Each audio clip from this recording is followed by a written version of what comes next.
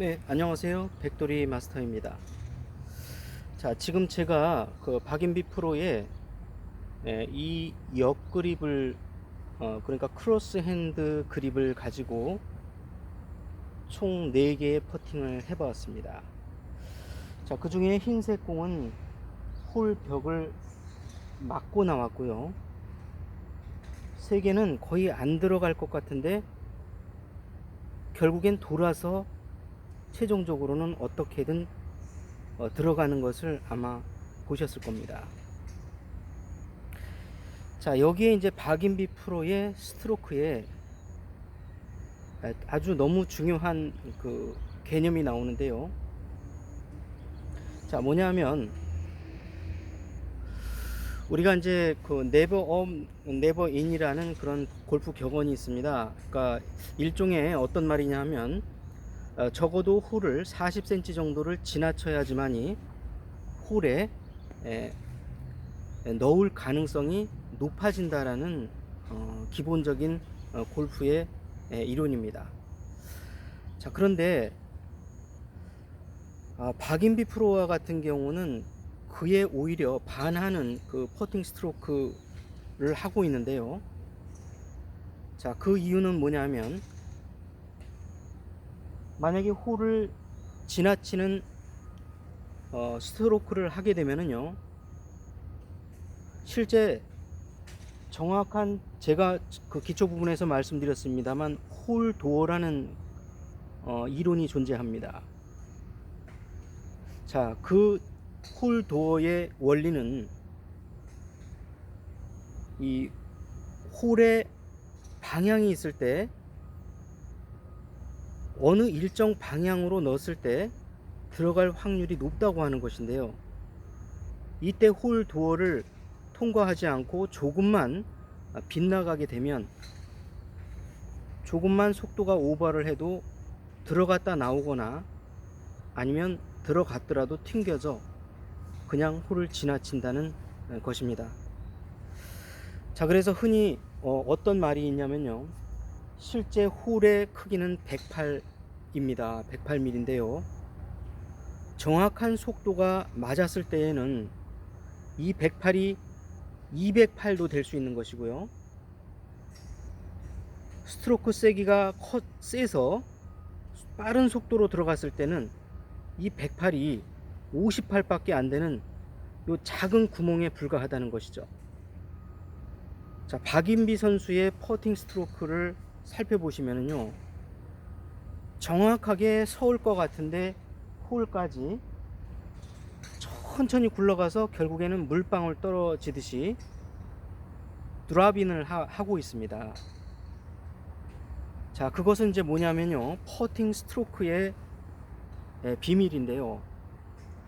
자, 즉 다시 말하면, 자, 박인비 선수는 말렛형을 옆그립으로 사용하면서 퍼팅 스트로크는 때리거나 또는 밀거나 하지 않고요, 무엇을 이용하냐면요, 가장 중요한 개념이 낮게 백스윙, 낮게 다운스윙을 한다는 것입니다. 자, 그런데 이 옆그립에다가 셋업을 오른팔을 옆구리에 붙이고 백을 하게 되면 자연스럽게 헤드가 낮게 백으로 나가는 것을 볼 수 있고요. 아울러서 포워드 스트로크를 나갈 때는 이미 낮게 나가도록 왼발에 체중이 60%가 실려 있고요.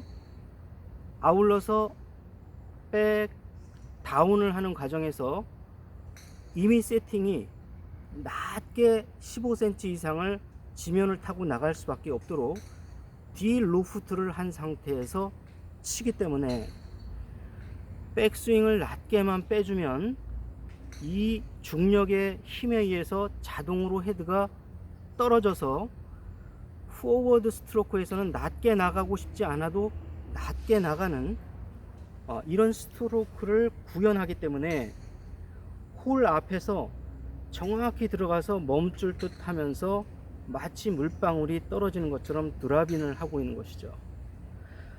자, 그래서 이 개념을 이해하는 게 또 너무 중요한데요. 우선 우리가 정상적인 이 그립과 스트로크를 했을 때에는 인투 스트레이트나 인투 인으로 가면서 약간의 상향 타격 느낌이 납니다. 자, 이렇게 되면 좋아지는 거 하나는요, 롤이 좋아지고요. 자, 롤이라는 거는 일정 방향으로 가는데 당구로 말하면 오시가 걸린다는 얘기입니다. 오시가 걸리기 때문에 좋은 점은 확실하게 홀을 지나가 준다는 거죠. 자, 아울러서 롤이 오버롤이 되기 때문에, 오버롤이 조금 더 박인비 프로보다 강하기 때문에 10m 이상의 롱 퍼팅을 맞추는데 훨씬 유리합니다.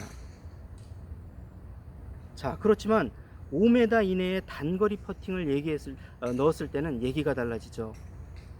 자, 왜냐면요, 자, 일단 우리가 크로스 핸드 그립을 한다는 것 자체가 지나친 오버롤이 발생되는 게 아니라 5m 이내에서 적당하게 홀로 빨려 들어갈 수 있는 적정한 스트로크와 적정한 스트로크의 부드러움이 나옵니다. 그리고 아울러서 퍼터는 내가 의도하지 않았더라도 백스트로크, 다운스트로크가 아주 지면을 따라서 평평하게 다니는 것이죠. 자, 그러니까 일반 그립에서는 이런 식으로 볼이 맞는다면 박인비 선수의 스트로크는 거의 1.5도 선에서 뒤로 후트가 돼서 정확하게 때리게 됩니다. 그러니까 지나친 오버롤이 발생되지 않고 적당한 속도와 적당한 오버롤이 발생되게 되는 거죠. 자, 그래서 5m 이내에 홀인을 시키는 데에는 이 크로스 핸드 그립과 함께 우리가 퍼터 중에 말렛형이 조금 더 유리하다고 볼 수 있고요. 정상적인 우리가 정 그립보다 이 역 그립이 훨씬 더 방향성과 그 볼의 속도, 이것을 맞추기에 훨씬 더 유리하다는 것입니다. 자, 그래서 5m 이내의 퍼팅을 아주 잘 하고 싶으신 분들은 말렛형 퍼터 또는 블레이드형 퍼터 중에서도 이런 식으로 토우 밸런스가 지나치게 45도까지 기울어지지 않고 이렇게 민감하지 않고, 이건 굉장히 민감한 퍼터입니다. 반드시 인투인으로 쳐야 볼은 똑바로 가게 되어 있는 구조를 가지고 있습니다. 자, 이렇게 페이스가 최대한 페이스 밸런스에 가까운 퍼터를 고르셔서 사용하시면 되겠고요. 또 애초 말렛형 퍼터 자체를 구입하시는 것도 괜찮습니다. 그래서 나는 단거리 뭔가 홀에 약간 약하다 라고 하면 박인비 선수 스타일을 추구해 주시고요.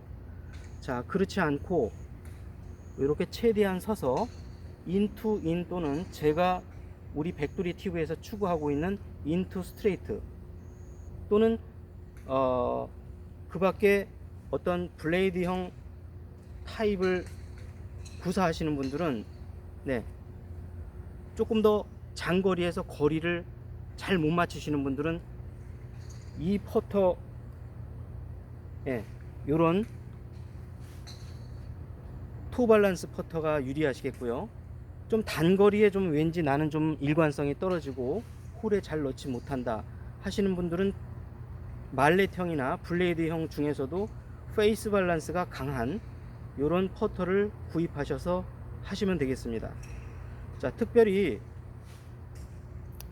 박인비 프로와 같은 그 볼을, 스트로크를 구사하기 위해서 많은 선수들은 어떤 연습을 하나 하면요, 댁에서 이제 그 퍼팅 매트를 가지고 계시잖아요. 그런데 그 퍼팅 매트 맨 위쪽이 약간 올라가 있습니다. 그러다 보니까 거기에 맞추려고 계속 이렇게 올려치게 되죠, 나도 모르게. 그래서 오버롤을 해야 그 퍼팅 매트가 타고 올라가서 구멍에 떨어집니다. 자, 이것 때문에 우리가 5m 이내의 퍼팅은 이런 연습 때문에 퍼터를 다 놓쳐버리는 거죠. 즉 다시 말하면 박인비 선수는 108mm의 이 홀을 마치 208mm처럼 크게 쓰고 있는 것이고요. 왜냐하면 주변만 가면 들어갈 수 있으니까요. 자, 우리는 108mm의 홀을 58mm로 쓰고 있는 그런 상태라고 볼 수 있겠죠. 그러니까 아무리 노력을 해도 들어가지 않고 들어갔다가도 나오는 그런 구질이 나오게 될 수밖에 없는 것입니다. 자, 그래서 연습 방법을 하나 또 말씀을 드리면요. 선수들이 하는 가장 많이 하는 연습 방법입니다. 자, 퍼팅 매트를 수평으로 되어 있는 것들을 사셔서 뭐 가능하면 이렇게 올라타고 가서 이렇게 옛날처럼 그 퍼팅 매트가 아니라 뭐 수평으로 되어 있는 퍼팅 매트가 효과가 좋습니다. 자, 그래서 홀이 있을 때 박인비 스타일과 같은 이 퍼터 그립을 잡아 주시고요. 어떻게 해서든 10cm나 20cm 이내에 오히려 들어가지 않고 홀에 멈추는, 자, 요런 연습을 해 주시면 훨씬 더 홀을 넓게 쓸 수 있는, 자, 이런 연습을 할 수가 있는 것입니다. 자, 그래서 선수들은 제가 말씀드렸듯이 홀에 넣는 연습을 하고 있느냐, 꼭 그렇지만은 않다는 것입니다. 오히려 퍼팅 코치들은 차라리 홀 직전 10cm 이내에 계속해서 멈추게 하는 이런 연습을 계속합니다. 자, 그래서 우리가 지나치지 않으면 들어가지도 않는다 라는 말도 있지만, 우리가 알고 있는 이론은 그것이지만 역으로 다시 한 번만 되도록해서 우리가 박인비 선수의 경기 모습을 머릿속에 다시 한번 되돌아보면서, 자, 과연 박인비 선수는 왜 세계적인 부동의 1위의 퍼팅 스트로크 홀 인의 성적을 거두고 있는지 그 부분에 대해서 다시 한번 또 살펴주시기 바랍니다. 자, 오늘도 시청해 주셔서 대단히 고맙습니다. 자, 그러면 또 더 좋은 내용을 가지고 계속 찾아뵙도록 하겠습니다. 시청해 주셔서 대단히 고맙습니다.